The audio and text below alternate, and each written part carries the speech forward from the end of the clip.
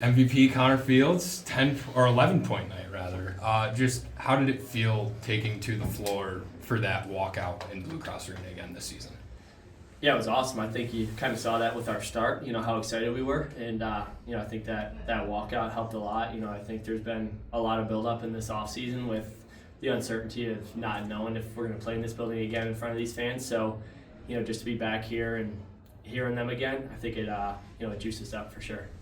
Having Zeddy make that immediate impact in this game after not being able to get on the score sheet in that first game, just how much did it do for all of you guys on the floor to see 28 put one in the back of the net? It's awesome. I mean, he does all the little things, all the little things that go unnoticed. He does it all.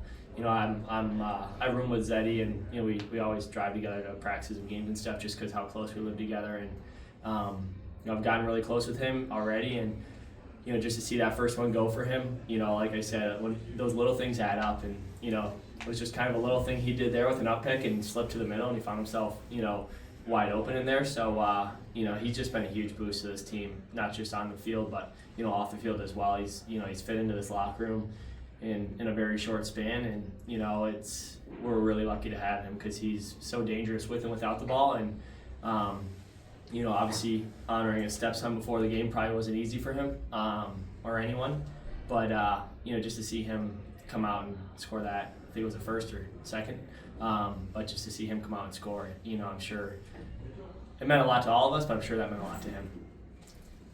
Obviously, you talked about the fast start. Can you talk about the end a little bit? The last 5 minutes of the game, obviously a lot of said. How fun was that? I guess. Yeah, I think we'll what was said we'll leave off camera, but it was it's fun. I think we're out there when we're having fun, we're playing our best, and we kind of get a little nervous when we see Hartley going up to that half floor calling out for a fight, but when he landed that first one, I think that's probably one of the loudest I've ever heard this building after that. So it was it's just fun. It just shows the type of team we are. We're a tight-knit group that have each other's backs, and we pride ourselves on team toughness. We don't want to get pushed over throughout a game, so we have each other's backs, and that was just one example of it. You come into this game, coming into this season, you're the reigning MVP. Everybody knows that they got a key on you, and still you end with 11 points. How were you able to get open so many times tonight and get so many opportunities to get open looks? It's not me. it's the guys around me. It's hard to say because obviously, like you said, teams tend to try to key in, but they really can't because the weapons we have on the offensive end. It could be anyone's night, right? And I think you saw it last game in San Diego with T-Mac and Lance with 9 points each, I think it was. So it's we really don't care who's scoring out there, who's getting who's assisting. What all that matters is we win at the end. And offensively, we pride ourselves on being selfless out there and putting the team first. And I found myself today in some open spots with a lot of room. So and that's a credit to the other ball carriers. It's a credit to all the guys off ball, whether it's T-Mac or Hogger or even some righties like Zed was coming over and setting cross seals or coming off the bench and kind of getting a piece of my man, and it just opened me up a little bit to right off the bench. So it's all the little things that I mentioned about Zed earlier, but it's all the little things with our group that is making us successful so far. Well, through the first 2 games, we've really seen you develop a great 2-man game with you and Thomas McCombie. Can you talk a little bit about the development on that side of the floor and your chemistry together with him?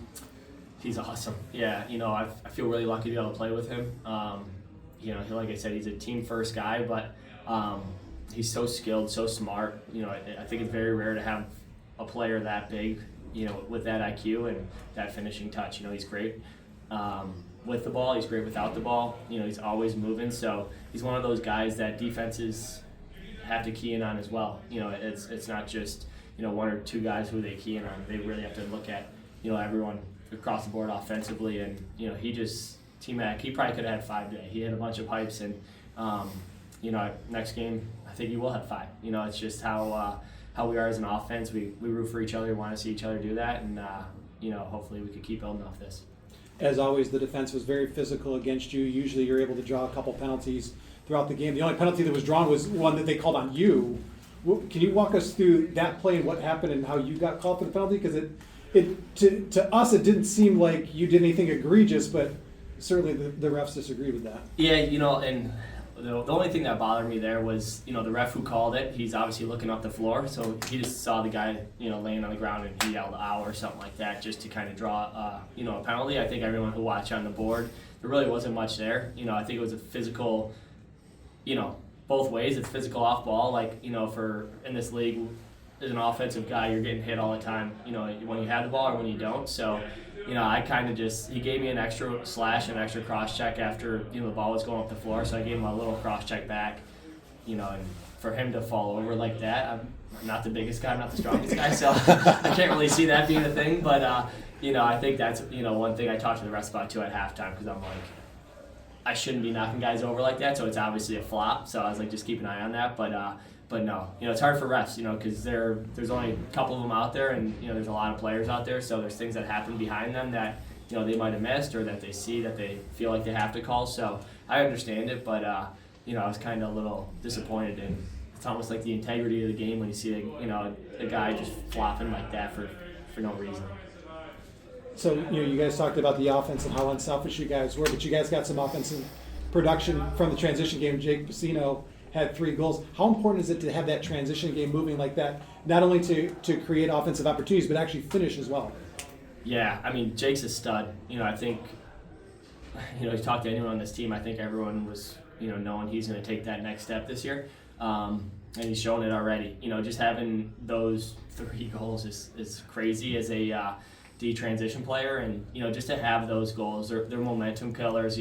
Sometimes as an offense, it's not going your way, right? And I think there was some of those moments where he scored were those kind of lulls that we were getting into as an offense, and it helped kickstart us up front. Just seeing that go in, plus obviously when they're putting them past the goalie too, it's that goalie's thinking a little harder now.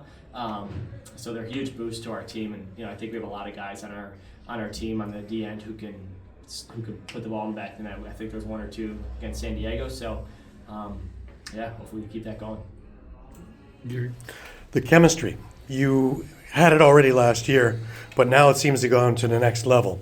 Adding in Zed Williams and things like that. Talk about just how easy it is to work with everybody, because it certainly looks like the flow is there pretty much every single time you guys are out. Yeah, we're really lucky in that aspect. I think it's been we're a group that loves playing together and wants to stay together. And I think you're seeing years now. 1, 2, 3 years of us playing together and getting to know where each other are. So I think the chemistry out there, it's we know where each other are going to be. We know how each other like to play and how we play off each other. So and adding a guy like Zed, like I said, he does it all. He's off ball, on ball. He's always setting picks. He's a guy who I've really admired his game from afar for the past, I don't know how many years since we played against each other in high school. That's how far back we go. So he just does all the little things right, and that's I think we're all doing that right now up front. We're all bought in. We're all trying to do the little things because we know those add up to the bigger picture. Spencer? Last time Philly came to town, you scored 7. Today you scored 5. What's it about playing Philadelphia at home? I think it's. I think the bigger part's just being at home. It's fun to be home. It's fun to be in front of these fans. We feed off it.